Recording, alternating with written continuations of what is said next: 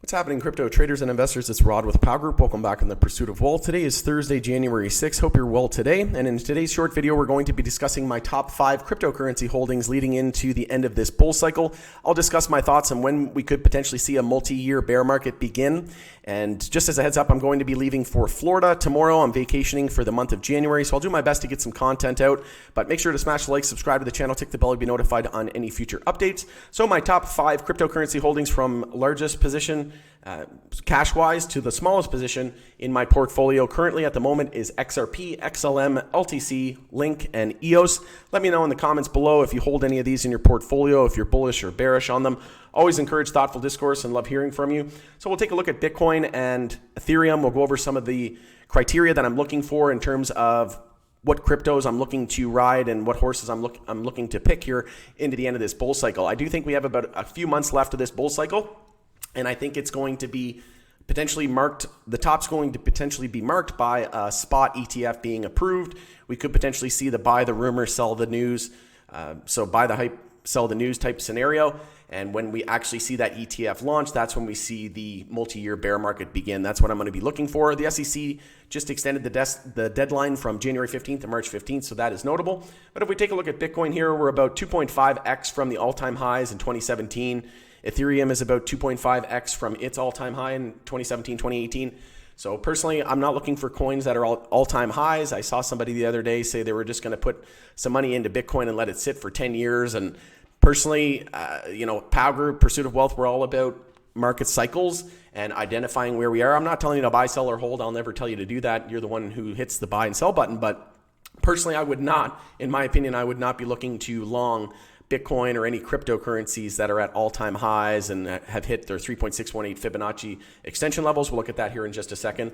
But my top 5 holdings, XRP, XLM, LTC, Link, and EOS. We'll go over each one here. But before we do, I want to bring up the Fibonacci. I'm going to keep this real basic. I also did a video on how to use the Fibonacci tool, so you can go to my YouTube channel and just search Fibonacci tool tutorial.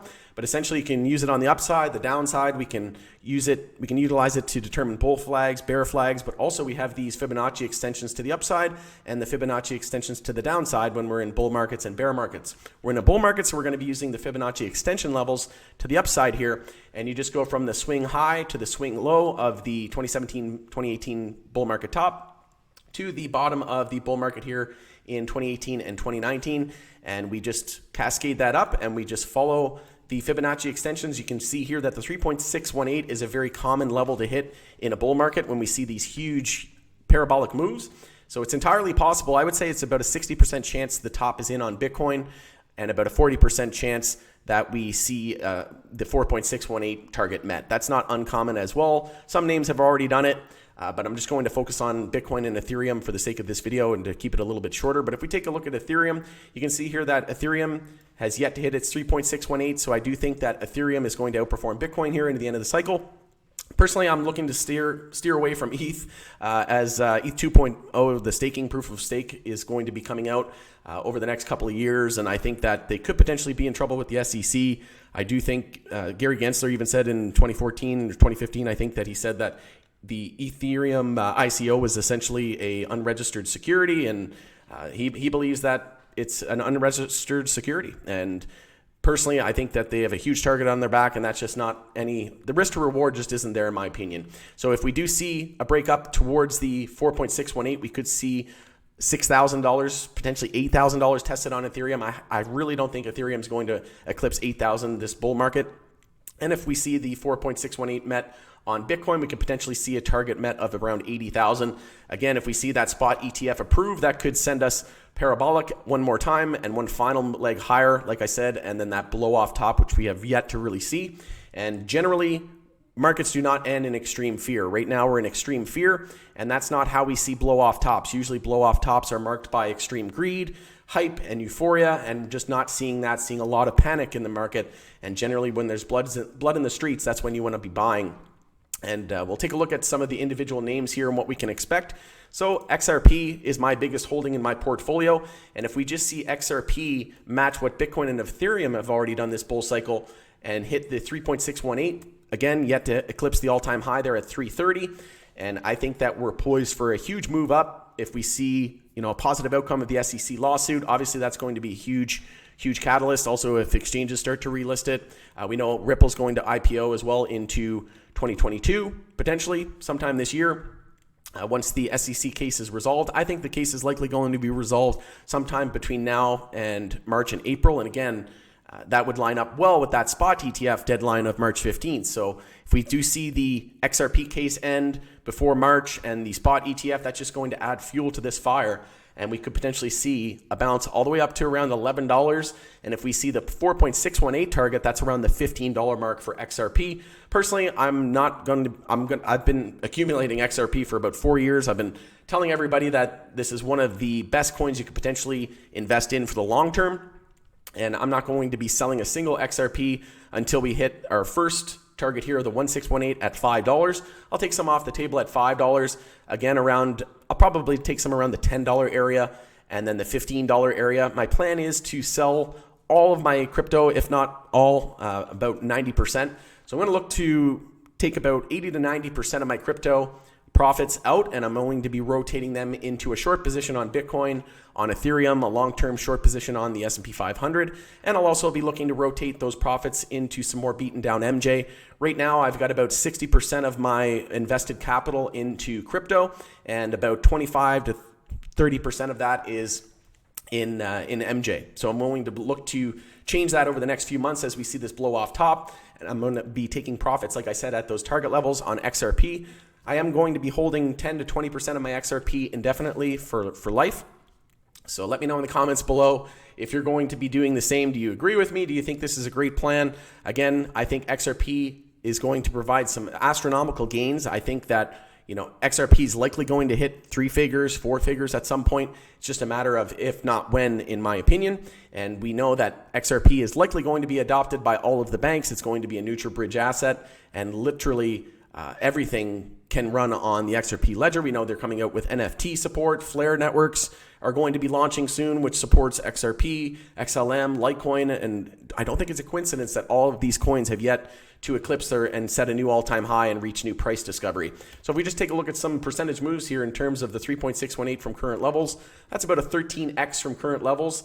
And if we look at the 4.618, that's about 16x. So $1,000 could be turned into about $16,000 here, in my opinion, over the next few months into the end of this bull cycle. Again, not financial advice, this is for entertainment purposes only. We'll switch over to XLM. We know I have a huge MoneyGram partnership, which was previously with XRP. And I do believe that XLM is for front-end retail payments. And I think, so XLM's for the front end, and I think XRP's for enterprise and the back end, the central banks, the back end and the infrastructure and enterprise grade software that's already being used today. And Rosie Rios, 43rd Treasurer of the United States, I believe it was, with her name on trillions and trillions of US dollars. She said that she joined the board of Ripple, and she believes that XRP is the most valuable asset and has the best use case out of all cryptocurrencies, which is saying quite a bit, and I would have to agree.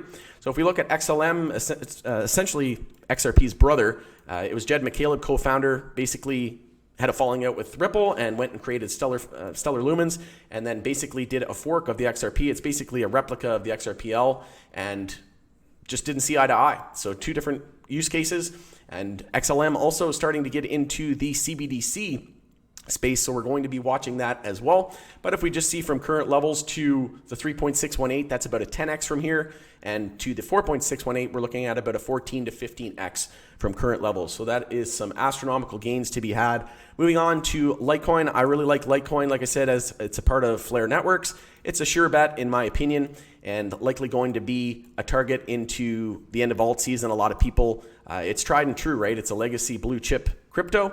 And like I said, yet to hit its new all-time high. We had 420 as the all-time high. We got as high as 413.91. And if we just look from where we are in current levels, like I said, if we mirror what Bitcoin and Ethereum already did, we can expect a move of about 10x. And if we see 4.618 met, we're looking at about 12x. So that's some huge risk to reward in my opinion.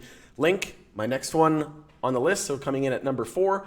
Again, if we just take a look at some Fibonacci extensions here, so Link has been fairly strong. This is why it's a little bit lower on my list, because I have high conviction in the project, but we've just seen a lot of potential upside. Well, we've already seen a lot of upside. There's a lot of potential upside remaining, but again, we've already seen a a lot of the brunt of that move in my opinion. So that's why I've allocated a little bit less of my portfolio to it here into the end of this cycle. But again, if we just take a look at potentially where we could end up, that's about 200% just to the 1.618 from the swing high to swing low here on the monthly time frame using the Fibonacci tool. A lot of analysts calling for $200 chain link by the end of this bull cycle, and this is how you get it. You use the Fibonacci tool, and the 4.618 would bring us right to around that $200 area. And I'm extremely bullish on Chainlink. Not going to get into the fundamentals of these projects, but I do want to bring up Link here on the weekly time frame. We're looking extremely bullish. We're back over the 10-week moving average. Bitcoin was basically breaking down there the other day. We had a flash crash, and a lot of other XRP and a lot of other names as well dropped. I think XRP got to as low as 70 cents. I had a buy order in. I think I filled it around 72 and added to that position. Like I said, I've been accumulating XRP for about 4 years. But Link held up relatively well, all things considered, and you can see here we're right on that 10-week moving average. So if we can close the week on Sunday, at the end of Sunday's weekly candle, if we can close over 24.84, that's going to be a huge momentum shift. We have a stochastic bull cross here on the weekly time frame, and we could potentially see a weekly bull cross on the MACD as well, which would be huge. And I think we could easily shoot up to around the $40 to $50 area if we see a bull cross of that MACD. Something else to keep in mind as well, I just want to highlight this real quick here. Bitcoin could potentially see a monthly MACD. Actually, it's already occurred on some exchanges. So we're starting to see the MACD bear cross on Bitcoin. And again, we don't usually see the bottom fall out just right away. It usually takes a little bit of time. So I would anticipate maybe a drop to around 38 to 35K and maybe as low as 30K. And then we come back up and we form a lower high compared to the all-time high. And then that's when I think we see alts really outperform and alt season take off. But if we lose 28,000 on Bitcoin, that's going to signal a bear market beginning for me. Anything's possible. I just don't think that's probable at the moment, at least not with what I'm seeing in the charts. So moving on, Link looking extremely bullish. And we had a death cross on XRP, something I wanted to mention. I did a video a couple of weeks ago, maybe it was last week, that we saw that death cross when the 50-day moving averages crosses downward through the 200-day. And this fractal that's playing out right now is surprisingly similar to 2017. And not going to get into that fractal just for the sake of the time, but it's essentially playing out T for T. And we knew if we look back to that 2017 fractal, it showed that we could potentially experience one more drop here compared to this low at 60 cents. So I could see I don't think we're going to lose that 60 cent area. I think we're going to hold it. I think we could get as low as about 65 cents, and then we're going to rebound from there. And I think that we could see a type of potential accumulation, and we could see the final impulse wave and that breakout that everybody's been waiting for on XRP. And I think we're going to head up to the 130s to $2 area, and then ultimately target all-time highs on XRP after this final correction wave. So moving on, Link, like I said, looking extremely bullish on the weekly time frame. And next is EOS. So last but not least, EOS, again, not my favorite project. So that's why it's offering a lot of risk to reward. So multiplier effect, but again, probably the least confident and conviction I have on all of these products would be EOS. So that is the reason why it's the lowest on my list. But if we just go back from the all-time high to the low and we use the Fibonacci, and this is the all-time high back in $23 in April of 2018. So this is why I think this one's a great risk to reward, because from current levels here at around 290, just to the 3.618 is 28x from here. So $1,000 into $28,000 if we see that rhyme and sort of match what Bitcoin and Ethereum have already done. So that's why I'm allocating some money to this in my portfolio.